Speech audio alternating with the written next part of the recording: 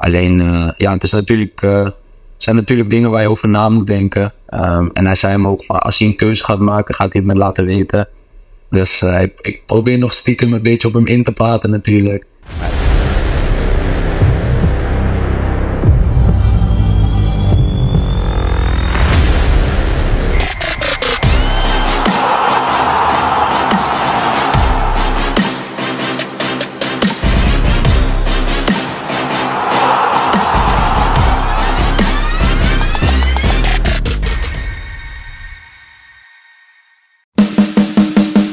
Pelatih Timnas Korea Selatan U23, Hwang San-hong, sombong jelang laga timnya menghadapi Timnas Indonesia U23 di perempat final Piala Asia U23 2024 yang dilangsungkan di Stadion Abdullah bin Khalifa.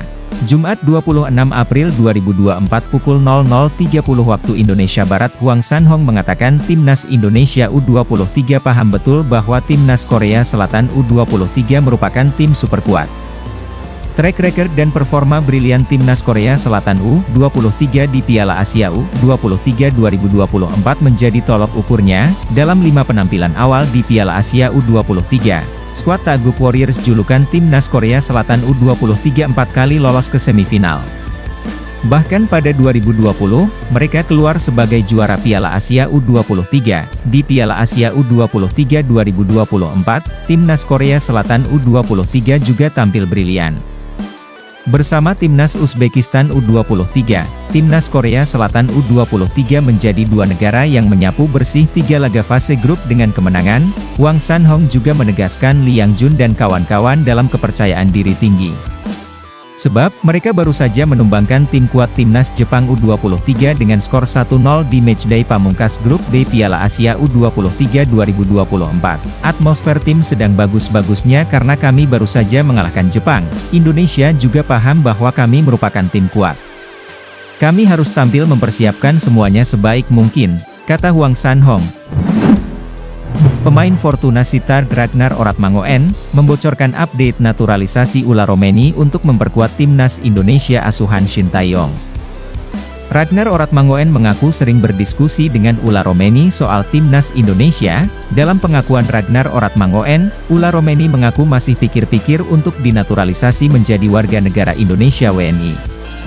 Ragnar Oratmangoen mengaku sudah memberi masukan kepada Ula Romeni yang notabene juniornya di NEC Nijmegen. Namun keputusan akhir ada di tangan penyerang milik FC Utrecht tersebut. Dia cerita ke saya kalau sekarang lagi memikirkan tentang itu dengan baik-baik. Ia bilang juga senang sekali melihat support dari banyak orang Indonesia. Ini hal yang harus dipikirkan baik-baik tentunya. Ia bilang kalau sudah memilih Indonesia atau Belanda akan memberitahu saya. Saya pun selalu memberi masukan kepadanya. Tentunya, pada akhirnya pilihan ada di Ula Romeni dan saya juga tidak mau memaksanya. Saya sering cerita kepadanya soal Timnas Indonesia. Jika dia gabung Timnas Indonesia tentu itu hal yang hebat, kata Ragnar Oratmangoen, mengutip dari channel YouTube Yusa Nugraha. Saat ini, Timnas Indonesia memang belum memiliki penyerang jempolan. Kualitas Ramadan Sananta belum cukup dipercaya Shin Tae-yong untuk mengisi lini depan Timnas Indonesia. Sementara Rafael Struijk, pesepak bola 21 tahun ini memang memiliki kegigihan dan kecepatan untuk mengobrak-abrik pertahanan lawan. Namun, penyerang Ado Den Haag itu belum memiliki kemampuan finishing yang prima. Karena itu, kehadiran Ula Romeni di lini depan Timnas Indonesia sangat dibutuhkan. Timnas Indonesia membutuhkan penyerang tajam seperti Ula Romeni yang di musim lalu mengemas 11 gol di Liga 1 Belanda. Ketika Timnas Indonesia tampil di babak ketiga kualifikasi Piala Dunia 2026 zona Asia, levelnya sudah sangat tinggi. Karena itu, pemain papan atas seperti Ula Romeni sangat dibutuhkan. Pengamat sepak bola Korea Selatan menilai Shin Tae-yong adalah sosok pelatih yang tidak dapat diprediksi kendati condong menginstruksikan anak asuhnya bermain agresif. Pertandingan Korea Selatan versus Indonesia menghadirkan duel yang kental nuansa negeri ginseng lantaran keberadaan dua pelatih asal negara Asia Timur itu di kedua belah pihak. Hwang San-hong di kubu Korea dan Shin sebagai juru taktik Timnas Indonesia U23. Dengan kondisi tersebut kedua negara sama-sama mengetahui dapur masing-masing. San-hong sudah memahami gaya Shin dan sebaliknya. Kendati demikian, pengamat sepak bola Korea Park Moon-seong menilai ST adalah sosok pelatih yang tidak bisa diprediksi. Ini adalah permainan di mana pertarungan besar-besaran akan terjadi. Siapapun dapat memprediksi pelatih Shin akan tampil agresif, tetapi tidak diketahui apakah dia akan mengambil giliran bertahan di sini atau tampil lebih agresif, ujar Moon-seong dikutip dari Yonhap. Dalam 3 pertandingan sebelumnya, timnas Indonesia U23 bermain cukup agresif. Ketika kalah dari Qatar, tim Merah Putih mencatatkan keunggulan penguasaan bola. Sementara saat mengalahkan Australia dan Yordania terlihat agresivitas Marcelino Ferdinand dan kawan-kawan saat menguasai bola maupun pada saat melakukan tekanan tanpa bola. Duel Korea versus Indonesia menjadi laga emosional bagi Shin yang pernah menangani tim nasional negaranya sendiri, baik di level senior maupun kelompok umur. Sementara San Hong juga sudah memprediksi pertemuan anak asuhnya dengan Shin yang menangani timnas Indonesia U23. Kami sempat berbicara mengenai bertemu Coach Shin di perempat final, dan itu telah menjadi kenyataan, kata Wang San Hong. Nathan Choeaon sudah tiba di Qatar jelang laga Indonesia versus Korea Selatan U23 pada babak perempat final Piala Asia U23 2024, Kamis malam waktu setempat. Hal itu diketahui dari unggahan di akun Instagram Ketua Umum PSSI Erick Thohir. Nathan tiba di hotel tim setelah melakukan perjalanan udara dari Belanda lebih dari 6.000 km. Kedatangan Nathan disambut oleh pelatih tim Garuda Muda, Shin Tae-yong dan juga Erick. Pemain klub Belanda, Heerenveen itu juga sempat melayani permintaan foto dan tanda tangan dari penggemar.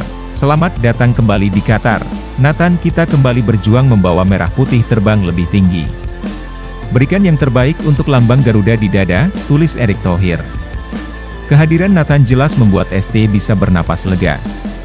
Pelatih asal Korea Selatan itu bisa leluasa melakukan racikan taktik karena timnas Indonesia U23 akan tampil dengan kekuatan terbaik. Peran Nathan dalam sukses timnas Indonesia U23 lolos ke perempat final Piala Asia U23 tidak bisa ditepikan begitu saja. Lini depan timnas Indonesia berpotensi makin tajam dan bisa buat pelatih Shin Tae-yong makin semeringah lantaran satu pemain keturunan Eropa berpeluang gabung ke skuad Garuda. Ia adalah Ula Romeni, pemain 23 tahun tersebut dikabarkan sudah mulai tertarik untuk menjadi WNI dan memperkuat timnas Indonesia. Sebagai informasi, Ula Romeni merupakan striker kelahiran Nijmegen, Belanda yang mempunyai darah keturunan Indonesia dari sang ibu. Diketahui bahwa nenek dari sang ibu dari bintang FC Utrecht tersebut berasal dari Medan, Sumatera Utara. Dengan fakta tersebut, nama Ula Romeni pun dikabarkan masuk dalam daftar naturalisasi PSSI dan digadang-gadang bakal jadi penggawa anyar timnas Indonesia. Akan tetapi sampai saat ini, belum ada kabar lanjutan mengenai proses naturalisasi Ula Romeni. Namun baru-baru ini, bintang timnas Indonesia yang berada di Belanda, Ragnar Oratmangoen menyatakan bahwa Ula Romeni sedang mempertimbangkan untuk menjalani proses naturalisasi. Menurut Ragnar Oratmangoen, rivalnya di Eredivisie tersebut sangat senang dengan dukungan para supporter di Indonesia. Dia cerita ke saya kalau sekarang lagi memikirkan tentang itu dengan baik-baik. Ia bilang juga senang sekali melihat support dari banyak orang Indonesia, kata Ragnar Oratmangoen dalam wawancaranya di channel YouTube Yusanugraha. Diakui Ragnar jika dirinya juga sering menceritakan soal perkembangan timnas Indonesia dan berandai-andai bisa jadi tandem bersama di lini depan skuad Garuda. Tentunya, pada akhirnya pilihan ada di Ula Romeni dan saya juga tidak mau memaksanya. Saya sering cerita kepadanya soal timnas Indonesia. Jika dia gabung timnas Indonesia tentu itu hal yang hebat, tambah Ragnar Oratmangoen. Jika Ula Romeni resmi menjadi WNI dan memperkuat timnas Indonesia, tentu kehadiran sang striker bakal membuat lini depan skuad Garuda kian mematikan.